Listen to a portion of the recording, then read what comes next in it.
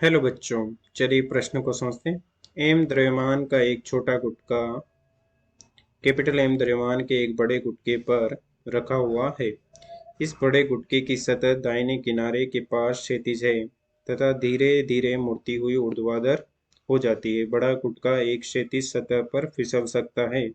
छोटे गुटके को बड़े गुटके पर वी चाल से चलाकर निकाय को स्वतंत्र छोड़ दिया जाता है। सभी सतहों को घर्षण रहित माने। दिखाइए कि छोटा गुटका बड़े गुटके पर ही गिरेगा। हमें बताना है कि छोटा गुटका बड़े गुटके पर ही गिरेगा, ये हमें प्रदर्शित करना है। मुख्य अवधारणा में हम देख सकते हैं कि माना कि कोई m1 द्रव्यमान की गेंद है जो कि u1 वेग से गतिशील है तथा m2 द्रव्यमान की गेंद जो कि u2 वेग से गतिशील है से गति करती हुई आपस में चिपक जाती है और m1 द्रव्यमान व m2 द्रव्यमान का संयुक्त निकाय बनाकर ये v वेग से गतिशील हो जाते हैं।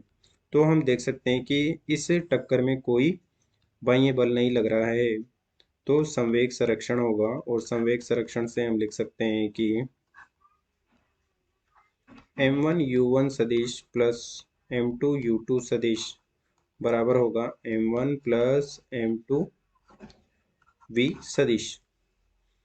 अब चलिए प्रश्न को हल करते हैं। प्रश्न में दिया गया है कि स्मॉल m द्रव्यमान का एक कण है जो कि u1 बराबर v वेग से गतिशील है तथा प्रारंभ में कैपिटल M द्रव्यमान का बॉक्स u2 बराबर स्थिर है और यह स्मॉल m द्रव्यमान जब यहाँ पर पहुंच जाता है तो दोनों संयुक्त निकाय बनाकर क्षैतिज दिशा में u1 वेग से गति करने लग जाते हैं।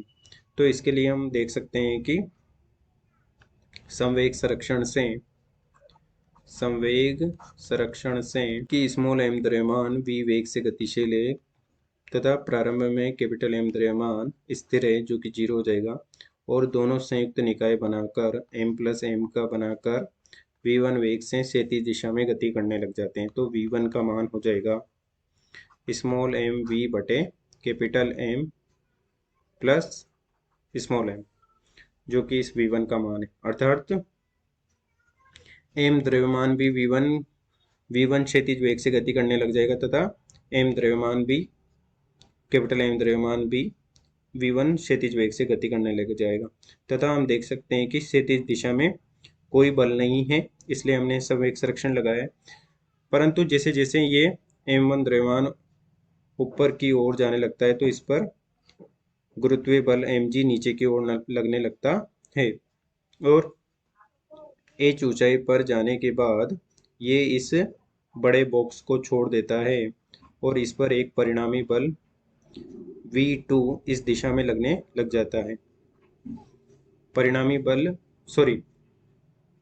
उसका परिणामी वेग v2 हो जाता है जिसमें क्षैतिज और ऊर्ध्वाधर घटक दोनों होंगे क्योंकि ऊर्ध्वाधर दिशा में बल mg अर्थात ऊर्ध्वाधर दिशा में गुरुत्वीय बल mg नीचे की ओर लग रहा होगा, इसलिए उसका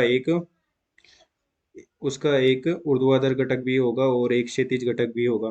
क्योंकि हम देख सकते हैं कि क्षैतिज दिशा में कोई बल नहीं है तो क्षैतिज घटक तो v1 ही बना रहेगा, परंतु ऊर्ध्वाधर घटक vy जो होगा वो गुरुत्वीय बल के कारण बदलता रहेगा।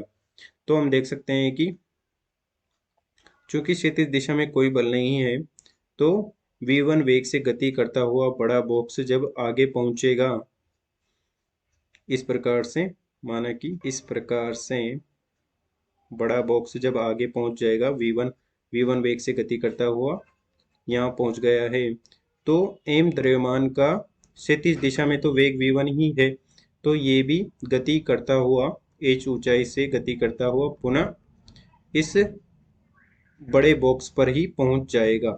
इस प्रकार से ये बड़ा बॉक्स जो है उस पर ही पहुंच जाएगा क्योंकि क्षैतिज दिशा में दोनों के घटक v1 समान है, इसलिए जैसे ही v1 जितनी दूरी तय करेगा m1 द्रव्यमान भी क्षैतिज दिशा में उतनी ही दूरी तय करके पुनः उसी ही m द्रव्यमान के बड़े बॉक्स पर पहुंच जाएगा। और यही हमें दिखाना है कि हमें बताना है कि कैसे स्मॉल अहमद रहमान पुनः बड़े बॉक्स पर ही लौटेगा। अतः दिए गए प्रश्न को हमने हल कर दिया है। आशा करते हैं आपको समझ में आया होगा। धन्यवाद।